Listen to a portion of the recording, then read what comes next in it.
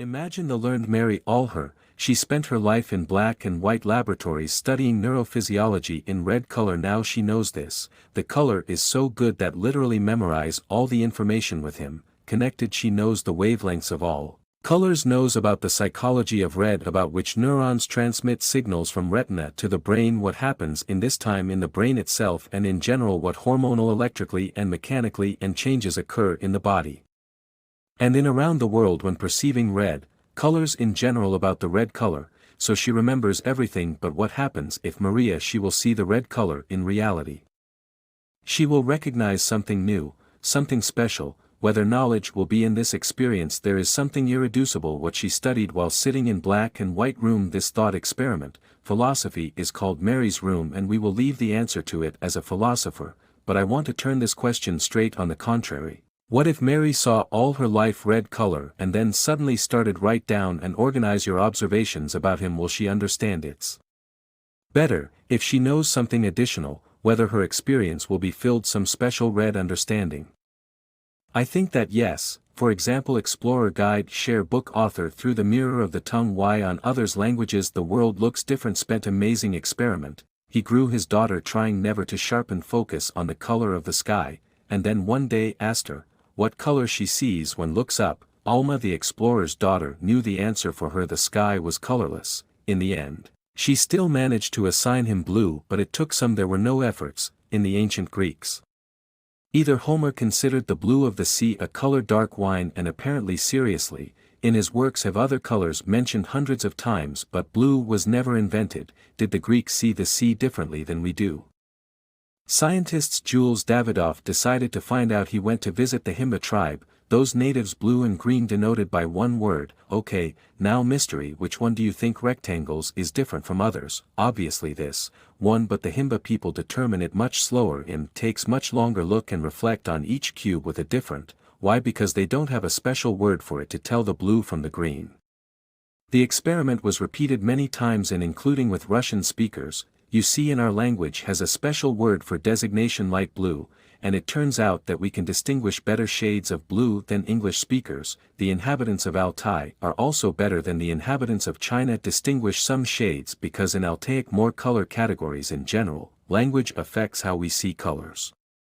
We understand space, and even as we draw objects, to you, and so it's only a slight exaggeration would say that the description of the world is almost as important as the world itself in some cases. Even though we constantly interact with the thing, it tells us completely inaccessible. For example, our own experience, like pygmies, for which sky and grass of the same color we do not. We can distinguish anger at others from anger at ourselves. We do not understand what behind our own actions, what feelings we live where we are, make mistakes, what makes our life better, and do not even try to consider shades of our own mood. We do not. We know ourselves. That's why the last pack almost every day at least something I write in my diary. To see myself only if you describe yourself, and that confirmed by science describing own experiences and events. Man forms a consistent burrow. He has a typhus about himself, idea of who he is, lives and what he wants. He gains everything. Greater self-confidence grows at his productivity is uncontrollable. Emotions become more and more meaningful and understandable. Language previously closed from perception black. The holes of the inner world are illuminated bright flashlight. Imagine that you will never saw their reflection and then look at yourself in the mirror. At this the moment something happens completely unusual. You seem to look behind backstage. Also from the diary of this mirror for the inner world we become. It is clear that the existence of which we even did not suspect. That is why our stress levels fall, which is displayed in brain activity and decreased levels. We get rid of stress hormones, anxious thoughts, depressive symptoms, coping with trauma, and recover faster from psychiatric illnesses. In really hard to believe but simple, writing down your life on a piece of paper help us heal faster physical injury, as well as reduce Iraq, arthritis, asthma, symptoms. Improve blood pressure, lung function, liver and immune system health. Yes, it sounds like a fantasy but still science fiction. However, I'm personally interested in productivity, intellectual abilities that also grow. For example, in a 2001 paper, scientists forced the test subjects for a week keep a diary and then measured them. Working memory turned out to be more. In other words, it works better. This has been confirmed in other works, and no wonder our head is constantly full of unrecycled rubbish. When we empty it on paper, your memory is freed, no more holds an infinite number of facts, feelings, events, plans and emotions. Now they are on paper and you can think about something important. That's why the diary keeper improves his grades, miss work less often and faster, recovering from difficult life circumstances. In this context, no wonder Da Vinci, Einstein, Mark Twain, Marie Curie, Churchill, Benjamin Franklin, Darwin, and more number of great people fill a diary. It is the most powerful practice of self-knowledge which I know. Okay, how to keep a diary? Ideally, of course, you need to take a pen every day and paper and write something for 15 minutes, the more emotionally vivid, describe in depth and detail experience and conclusions from it, the better.